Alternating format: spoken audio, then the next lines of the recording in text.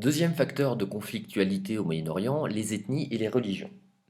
Le Moyen-Orient est composé de plusieurs grandes communautés, notamment les Arabes. Comme on le voit, ils sont présents en Égypte, dans la péninsule arabique, c'est-à-dire en Jordanie, en Irak, en Arabie Saoudite, dans les Émirats arabes unis, dans le Sultanat d'Oman ou au Yémen. Sont présents également les Perses, qui sont essentiellement implantés en Iran, et enfin les Turcs, qui sont présents en Turquie. Les Arabes sont majoritaires puisqu'ils composent 190 millions d'habitants. Viennent ensuite les Perses avec 65 millions de personnes et enfin les Turcs avec 60 millions de personnes. Alors à côté de ces grandes ethnies, de ces ethnies majoritaires, on a des ethnies minoritaires, à savoir les Kurdes, que l'on voit ici sur la carte en jaune. Les Kurdes sont présents dans trois pays, en Turquie, en Iran, en Irak et un petit peu en Syrie. Et comme le démontre cette carte, eh bien, ils ne disposent pas de leur propre État. Enfin, la communauté la moins importante, la communauté minoritaire, ce sont eh bien, les Juifs qui vivent essentiellement dans l'État d'Israël et qui sont à peu près 5 millions. Donc cette carte permet de bien démontrer à quel point le Moyen-Orient peut être considéré comme une mosaïque de peuples. Alors le problème, c'est que le tracé des frontières en 1945, à l'issue de la Seconde Guerre mondiale, a entraîné des tensions entre ces différentes communautés.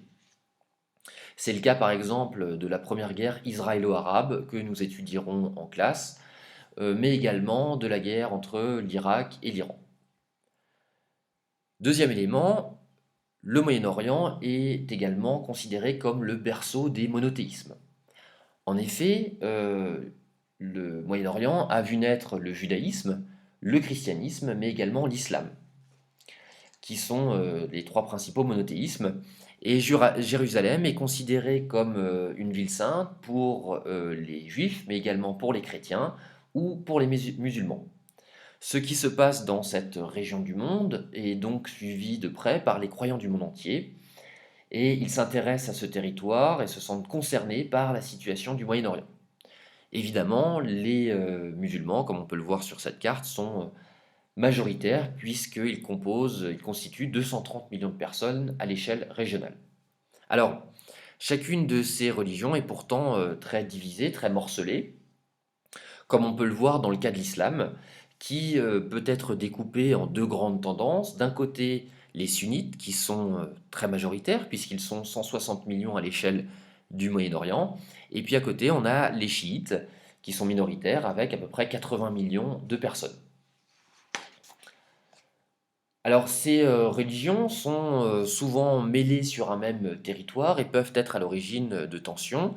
C'est par exemple le cas de la première guerre du Golfe entre 1980 et 1988 qui oppose l'Iran à l'Irak.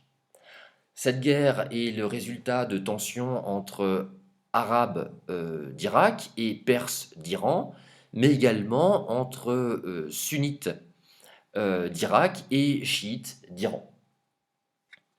Dans le même ordre d'idées, le Liban est confronté à une guerre civile extrêmement longue entre 1975 et 1990, et cette guerre civile oppose des milices chrétiennes à des chiites et des sunnites. D'autant plus que cette guerre civile va être alimentée par des interventions étrangères qui vont envenimer la situation et empêcher la résorption de ce conflit.